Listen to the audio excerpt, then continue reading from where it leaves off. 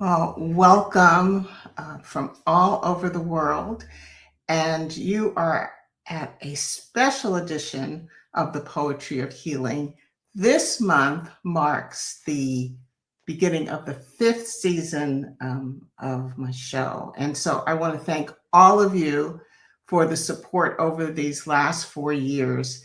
And if you're new to the show, I just want to share with you its beginning. But before I do that, I want you to know that today's show is something that has been on my spirit for a very long time, at least during this year. And from a patient's perspective, you're going to hear his healing journey. And the show started 4 years ago based on my book, Regala Healing. And it's not I'm not trying to publicize it, but I just want to share with you. It was based on my experience of using poetry that came to my awareness while I was learning to love myself again and take care of myself.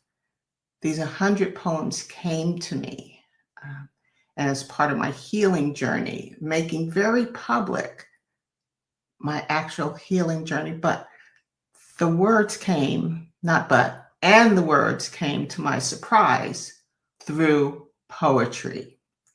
And these poems would come to me no matter what I was doing. I could be cooking dinner, I could be in the middle of a conversation, and this warmth would fill my heart. And then the words would start coming to my awareness, and I'd run to my computer and start typing them. And I just want to thank the management at blackdoctor.org for giving me an opportunity to talk about in each of my episodes healing, and not physical healing, the healing of the mind, the healing of emotions, how we can be healthier, happier, more joyful, navigating this world. And so the last 4 years, that has been my goal with every single episode. And as I start the fifth season, the story is pretty riveting. And we're going to focus on, yes, there was an injury, but we're going to focus on this man's healing journey. So stay with us. As I prepare our special place. It's always a special place. And we prepare it with just a brief meditation, usually a couple of minutes.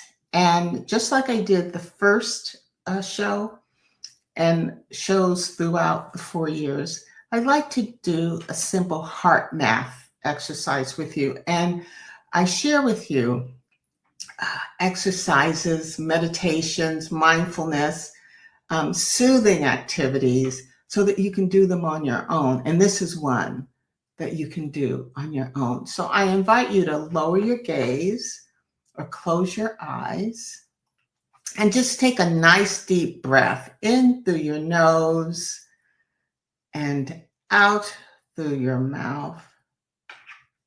Again, in through your nose. And this time, I'd like you to bring your shoulders up to your ears and then roll them back and just let them hang as you exhale. And now we're going to start the heart mouth focused breathing.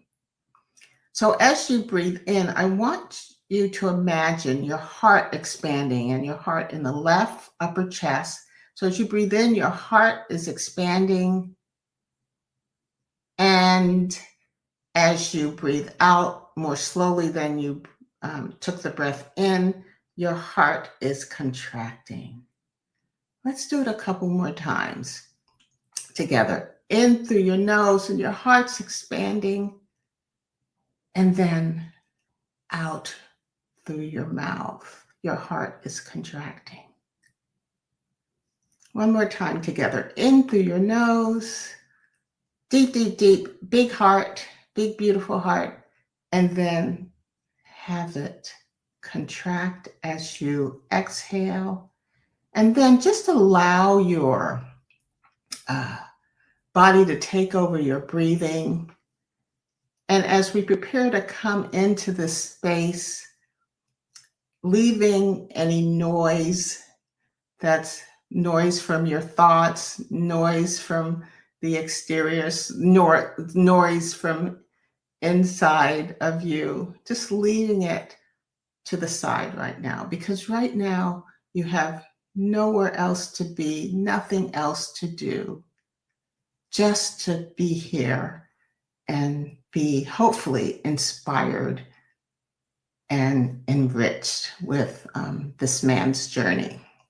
And so take a nice, another deep breath, and then as you exhale, just enter this space. And so for those of you who are just joining, I am Paulina Van. I'm the host of the Poetry of Healing show. This show is all about healing. And today we're going to have a glimpse into the journey of healing of a man who had an unexpected debilitating illness come upon him. And it was through three, I'll call them three forces, three pillars, three elements that really helped him to heal. And he's gonna share it. He's gonna take off all the layers and share it. So let me bring him in now. And okay, let me get us right here. Hi, Arnold. Hello. How are you? I am fine. Thank you. Okay, so I'm sorry, go ahead. I'm just saying I'm blessed to be here. Thank you for inviting me. You're very, very welcome. And, you know, we talked about this for a long time, and we're finally here sharing your story, embracing your journey. Before we signed on, though, we prepared ourselves, right? And we listened to three of our most favorite gospel songs. And they were Grateful by Hezekiah Walker, Thank You by Walter Hawkins and the Love Center Choir, and then God Has Smiled on Me, Reverend Cleveland, James Cleveland. So here we are. And we're just going to see where this conversation goes. And I just ask you to have your heart to speak. And so if you'd like, you can share a little bit or a lot about yourself. And then we're going to, you know, so if you want to share something personal, if you want to just get into, you had the incident that lasted 150 days. So wherever you want to drop into it, Mr. Sure. Grisham, that's where the young people call you Mr. Grisham. Well, let me just say I am 78 years old. I'll be 79 in another month. And I have lived a very, very blessed life, just an extraordinarily blessed life. And so on February 19th, I woke up at 6 a.m. in the morning and I no longer had my legs.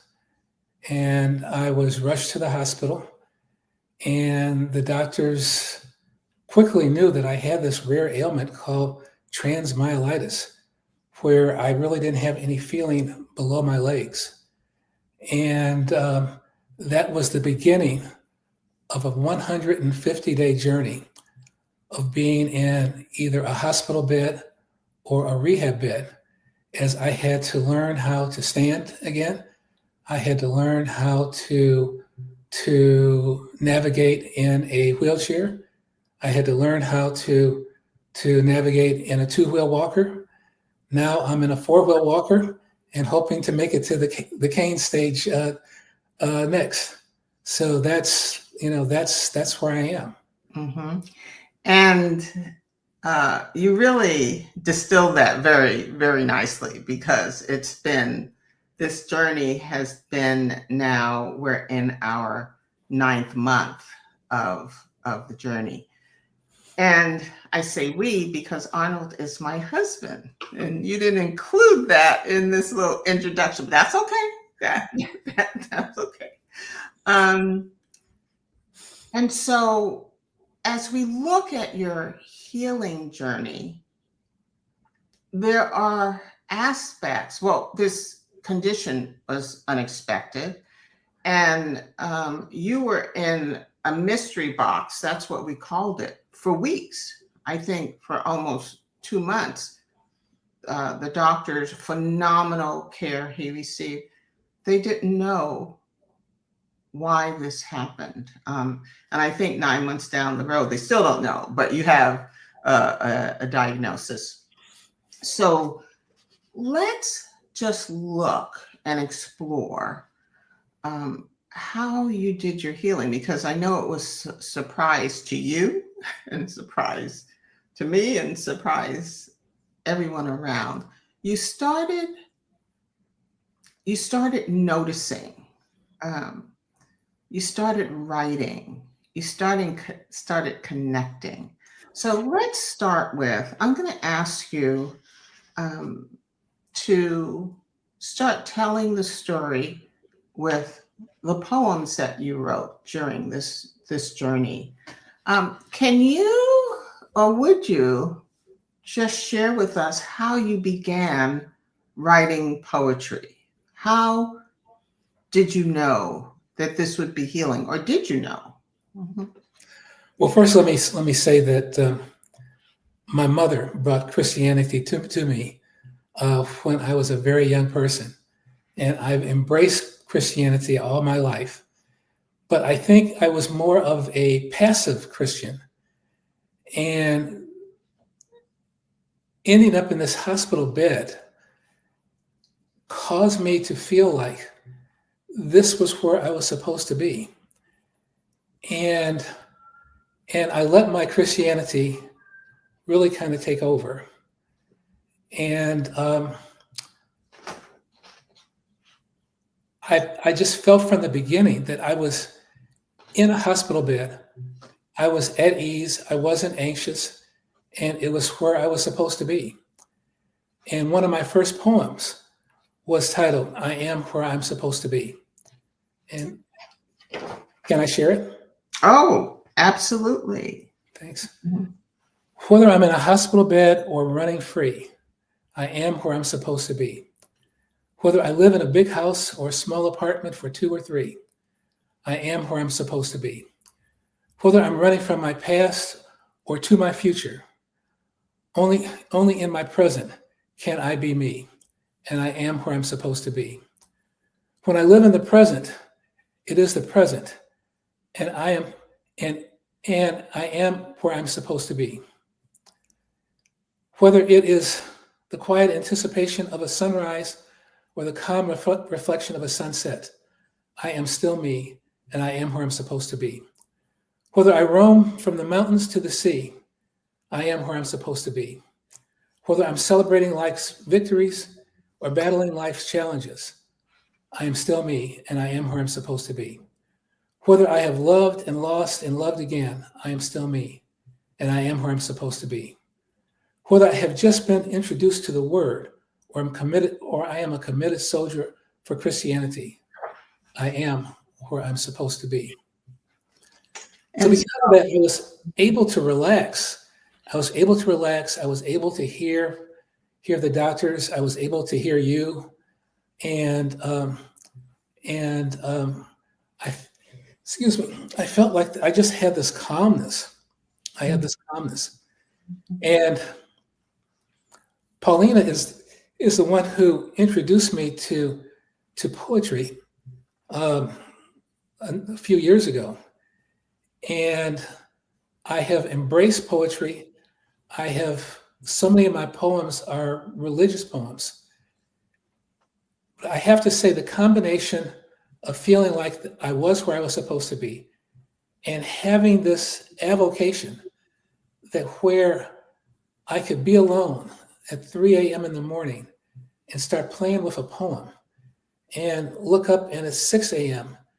and feeling like I was creating something that I was only able to create because of what happened to me, has allowed me to go through this journey in a way that I felt like this is where I was supposed to be, and writing the poems is something that I was supposed to be doing.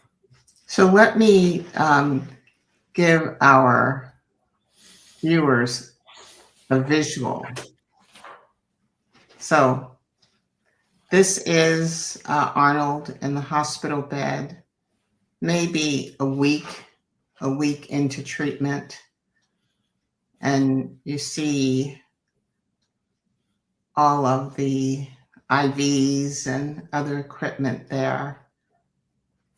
And this physician and other physicians, I lost track. He had so many specialists caring for him. But as you can see, this was a connection. The physician didn't stand at the foot of the bed. He didn't stand near the sink. He was right there,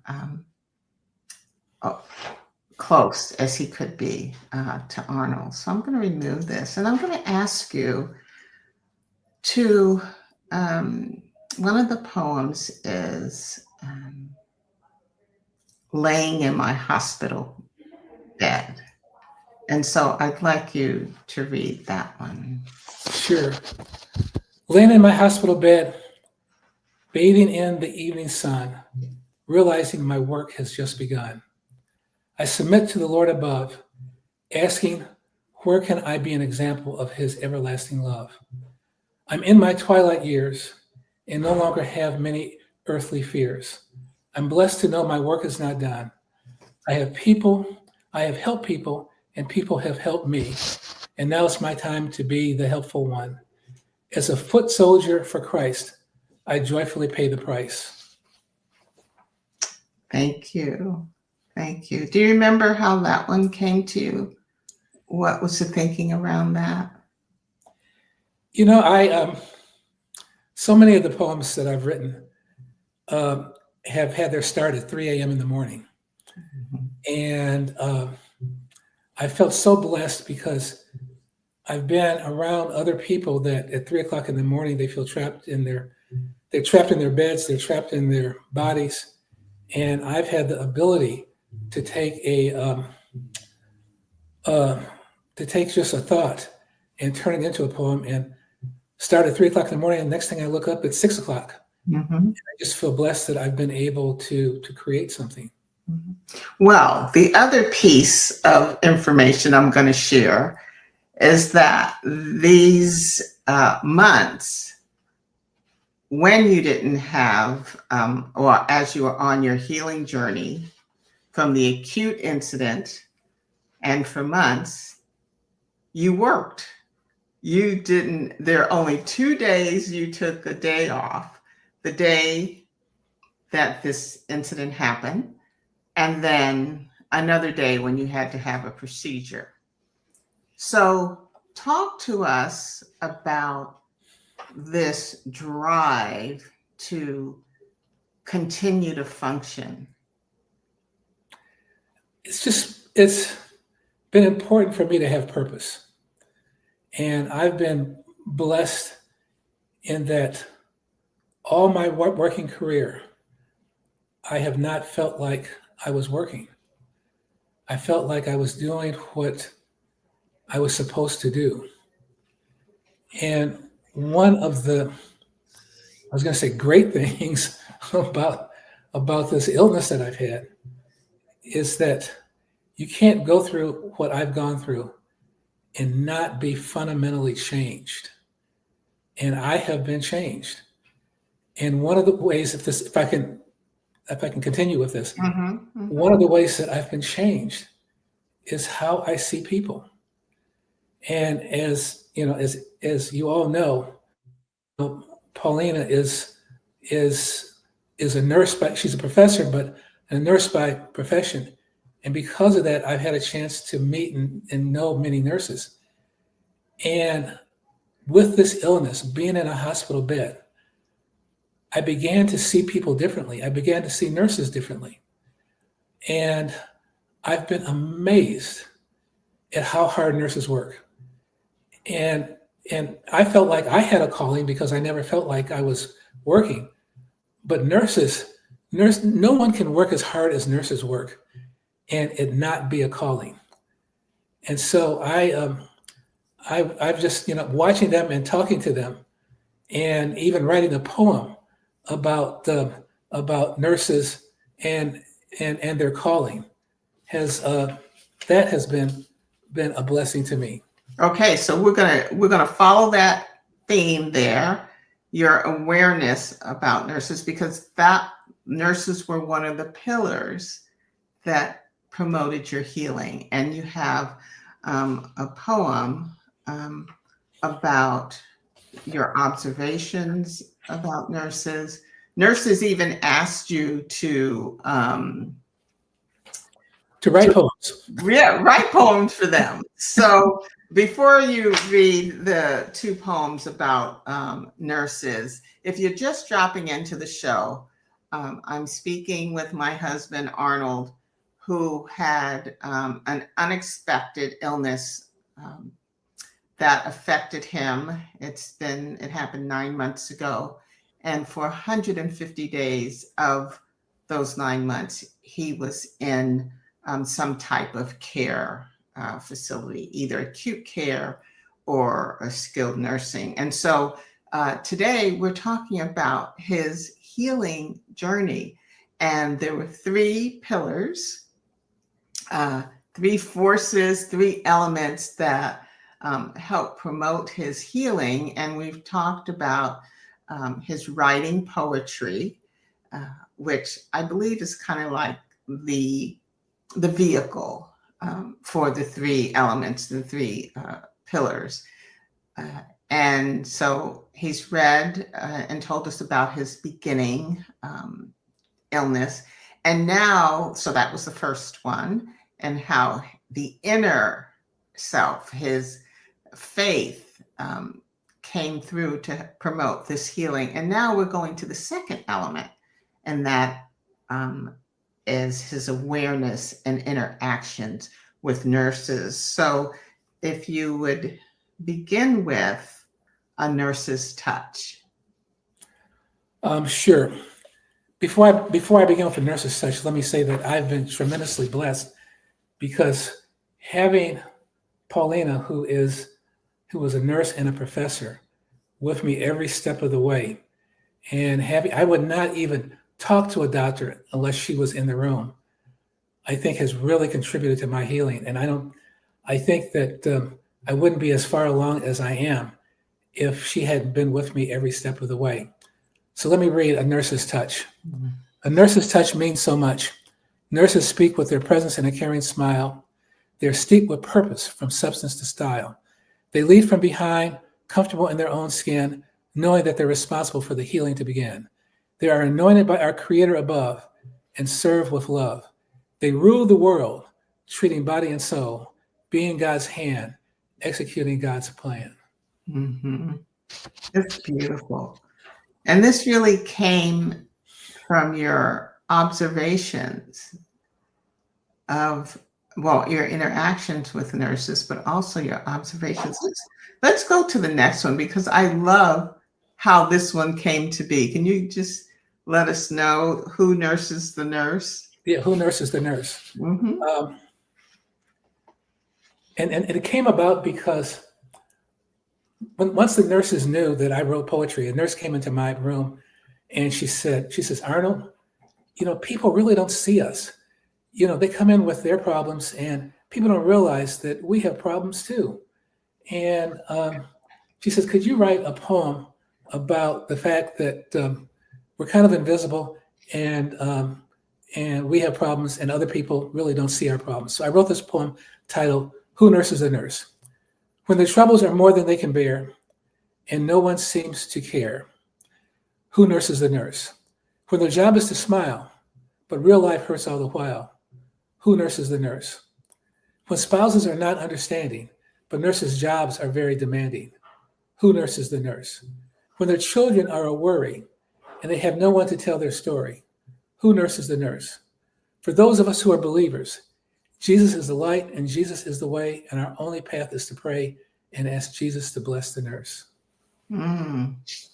And what kind of reaction have you received from nurses? Because you've shared this at the hospital and among the nurses and physicians and other healthcare uh, caretakers. Yeah. Well, all the nurses want a copy of the poem. Okay. All And I right. have been asked to talk about the poetry in a larger group. Mm-hmm. And can I digress for a second? I would love to read the poem "Nurses Hear the Call." Sure. And again, I've just been, when I started talking to nurses, and I said, how did this, how did this be, how do you work as hard as you work? And they would say, so many of them would say, I knew when I was in grammar school that I wanted to be a nurse. I knew that I watched a nurse take care of a loved one when I was in high school, and that caused me to want to become a nurse.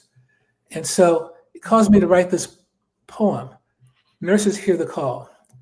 Nurses have heard the call and are blessings to one and all. They have their assignment from the Lord above, and they shower their patients with a caring love. They cheer their patients' smallest breakthrough as if their lives were beginning anew. Because nurses answer the call, they never view their work as work and work long hours being of service to all. I've been blessed to be in their care, and I thank the Lord that they are there. Mm-hmm. Yeah. What kind of response did you get? So many, they say that's, I knew early on. Mm-hmm. And I don't know if people realize that nurses tend to be straight A students. Mm-hmm. I mean, this is the same, up to a point, it's the same curriculum that it takes to become a doctor. But, nurses has been their calling, and that's what they've decided that they're going to do.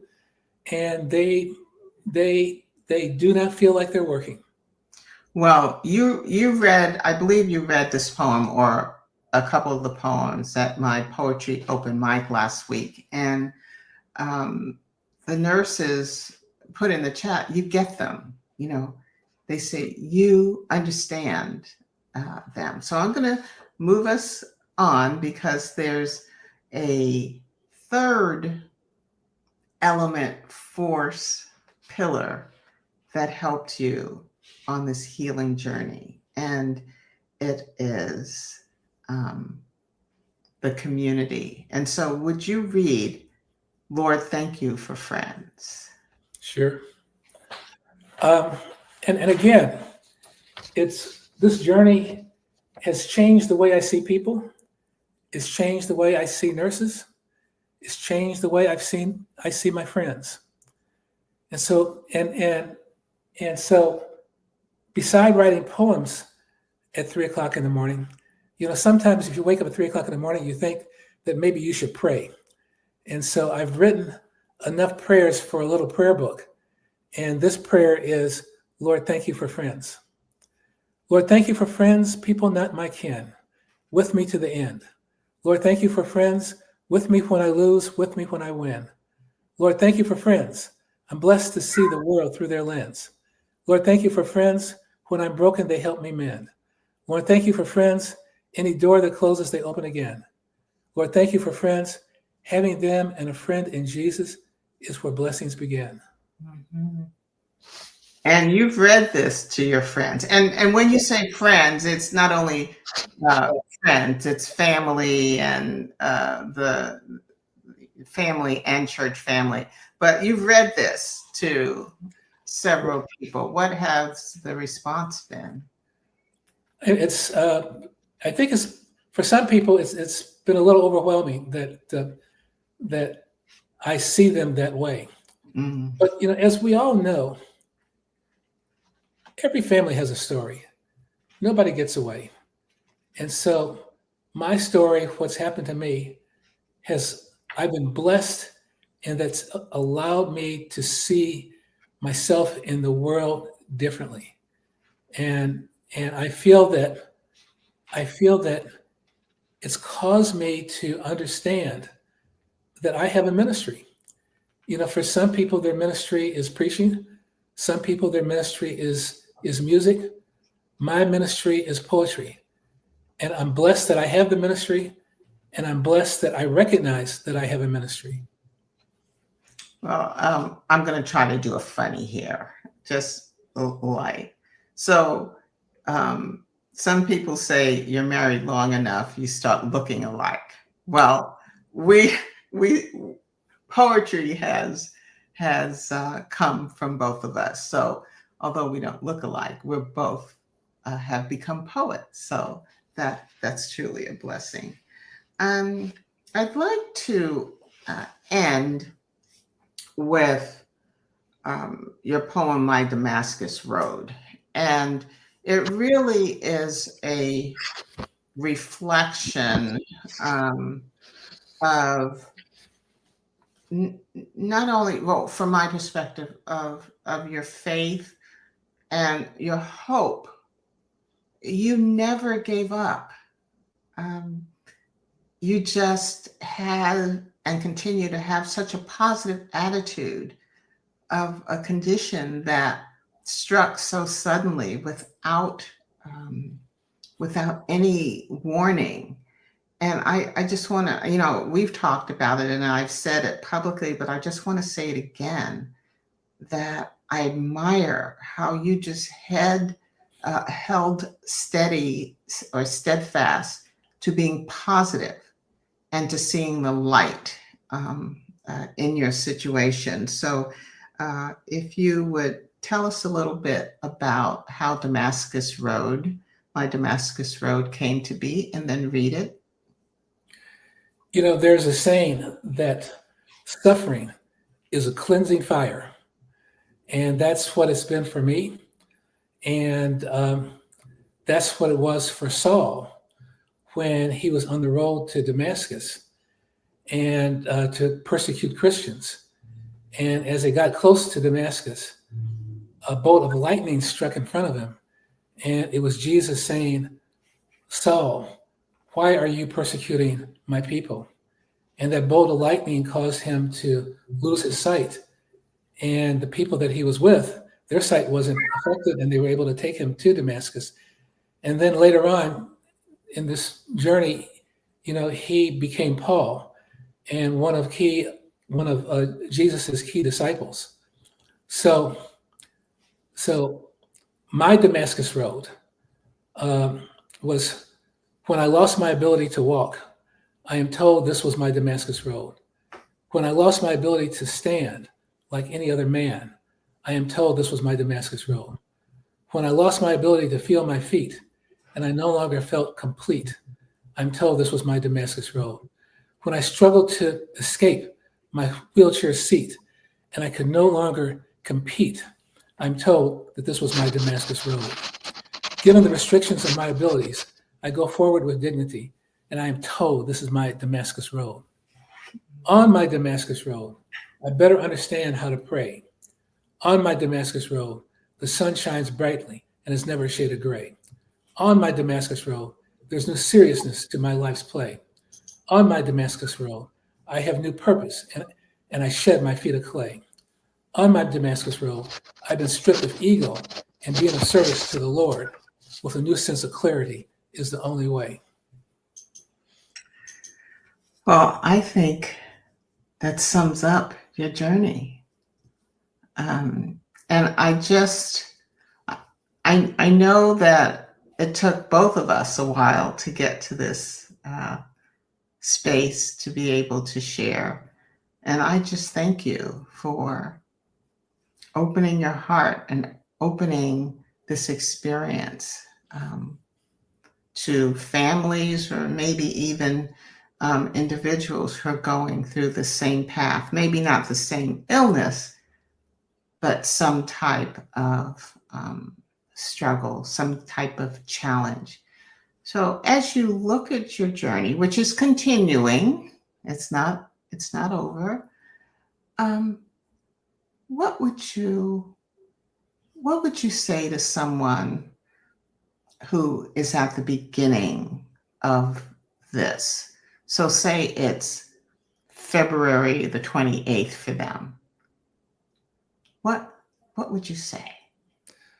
Well, I guess what I would say, if you're fortunate enough to have a partner, and I've had Dr. Paulina Van as a partner, and you have someone that's a partner like Paulina Van to walk with you on a journey like this, it certainly makes the journey a lot easier, and it allows you to get through the journey. So the person who is the partner is so important to the person who's going on the journey. And I've been so blessed that Dr. Paulina Van, you've been my partner on this journey. Mhm. Well, you're very welcome. And when you say partner, it may not be a romantic relationship. It could be a friend, an advocate. But would I be correct to say, take this journey, embrace someone else, maybe you invite someone else to be with you along this journey? I think that it may be too strong to say that the doctors take you more seriously when there's somebody else in the room that is your advocate. Mhm. But when you're the patient, it's hard to hear everything that the doctors are saying. And having somebody else there to help you interpret and to ask questions makes just all the difference in the world. Mhm. And so I've just been just tremendously blessed that you were the person that was there every step of the way, challenging the doctors, asking the tough questions, making sure that they were moving things along in a way that promoted my healing. Mhm. For me, means that I've just been tremendously blessed. And, Arnold, you're talking about what we know from experience, but what we know from research. And we know that when someone is within the healthcare system, that those with advocates tend to have better outcomes. So I just like to close our time together uh, with a poem from my book, Regala Healing, which I really feel kind of sums this up and your vision. And it's called My New Life. And if you have the hard copy, softback book, it's on page 37, and it goes like this. And this is one that came about when you and I were talking about our new life shortly after we married. And it's, my new life is quite amazing. My new life was a result of no more grazing. My new life makes each day exhilarating.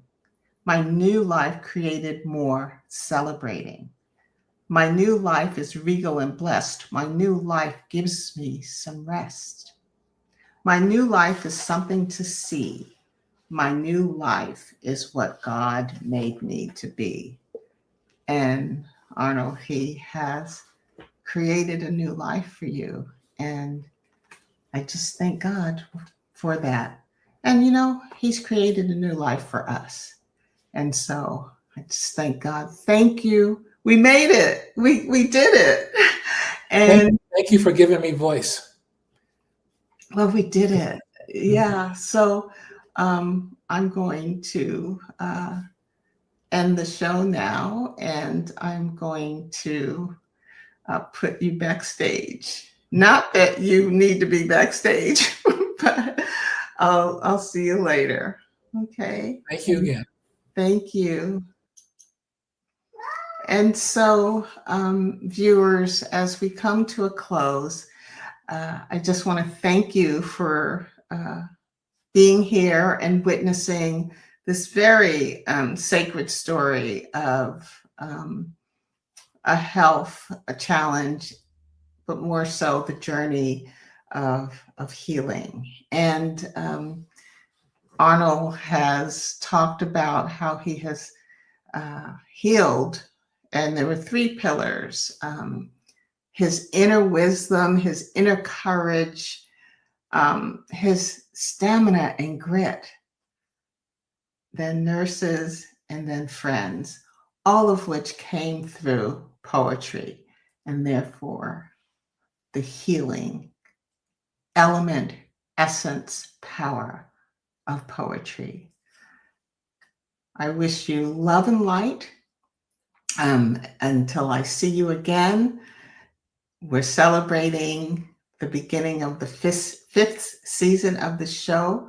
So I hope you continue to support this time that we have together, and much love, light to you. I'm going to share a couple of resources if you'd like to immerse yourself in some healing poems in my book. Okay. Yes. Thank you.